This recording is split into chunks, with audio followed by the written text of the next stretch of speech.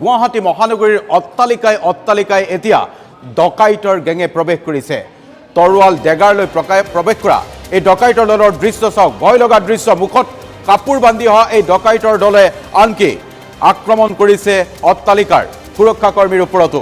টেলিভিছনৰ পৰ্দাত চিচিটিভি কেমেৰাত বন্দী হোৱা এই দৃশ্য দেখি আপুনি ভাবক ডকাইতিয়ে এতিয়া কি পৰ্যায় পাব পাৰে গুৱাহাটী মহানগৰীত।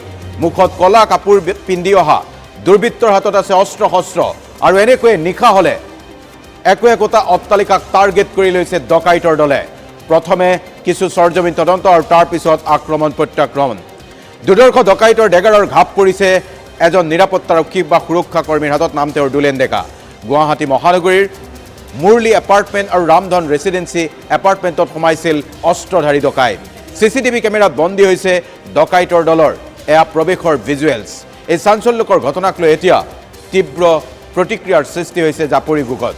এনেকৈয়ে এতিয়া জিন্স আৰু স্পৰ্টছ শ্বু পৰিহিত ডকাইতে নিশা হলে অস্ত্ৰলৈ প্ৰৱেশ কৰে গুৱাহাটী মহানগৰীৰ একোটা বছা অট্টালিকাত। দেখিলেই ভয় লগা এক দৃশ্যৰ অৱতৰণা হৈছে আৰু দেখা গৈছে ডকাইতৰ সাজ পোছাকো যথেষ্ট চকুত লগা।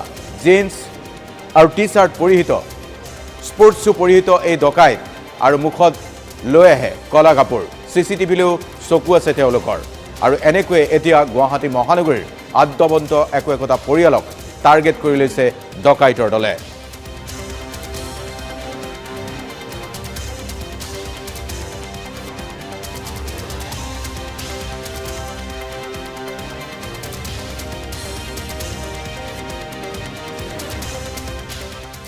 গুৱাহাটী মহানগৰীৰ অট্টালিকাই এতিয়া ডকাইতৰ গেঙে প্ৰৱেশ কৰিছে।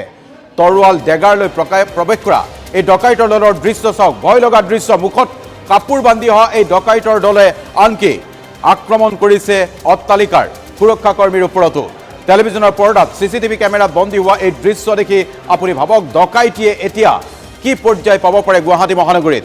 মুখত কলা কাপোৰ পিন্ধি অহা দুৰ্বৃত্তৰ হাতত আছে অস্ত্ৰ শস্ত্ৰ আৰু এনেকৈয়ে নিশা হলে একোটা অট্টালিকাক টাৰ্গেট কৰি লৈছে ডকাইতৰ দলে। প্ৰথমে কিছু সৰজমিন তদন্ত আৰু তাৰ পিছত আক্ৰমণ প্ৰত্যাক্ৰমণ। দুৰ্দৰ্শ ডকাইতৰ ডেগাৰৰ ঘাপ পৰিছে এজন নিৰাপত্তাৰক্ষী বা সুৰক্ষাকৰ্মীৰ হাতত। নাম তেওঁৰ দুলেন ডেকা। গুৱাহাটী মহানগৰীৰ মুৰলী এপাৰ্টমেণ্ট আৰু ৰামধন ৰেচিডেন্সি এপাৰ্টমেণ্টত সোমাইছিল অস্ত্ৰধাৰী ডকাইত। চিচিটিভি কেমেৰাত বন্দী হৈছে ডকাইতৰ দলৰ এয়া প্ৰৱেশৰ ভিজুৱেলছ। এই চাঞ্চল্যকৰ ঘটনাক লৈ এতিয়া তীব্ৰ প্ৰতিক্ৰিয়াৰ সৃষ্টি হৈছে জাপৰিগুগত। এনেকৈয়ে এতিয়া জিন্স আৰু স্পৰ্টছ শ্বু পৰিহিত ডকাইতে নিশা হলে অস্ত্ৰলৈ প্ৰৱেশ কৰে গুৱাহাটী মহানগৰীৰ একোটা বছা অট্টালিকাত। দেখিলেই ভয় লগা এক দৃশ্যৰ অৱতৰণা হৈছে আৰু দেখা গৈছে ডকাইতৰ সাজ পোছাকো যথেষ্ট চকুত লগা। জিন্স আৰু টি চাৰ্ট পৰিহিত, স্পৰ্টছ শ্বু পৰিহিত এই ডকাইত আৰু মুখত লৈ আহে কলা কাপোৰ। চিচিটিভিলৈও চকু আছে তেওঁলোকৰ। আৰু এনেকৈয়ে এতিয়া গুৱাহাটী মহানগৰীৰ আদ্যবন্ত একোটা পৰিয়ালক টাৰ্গেট কৰি লৈছে ডকাইতৰ দলে।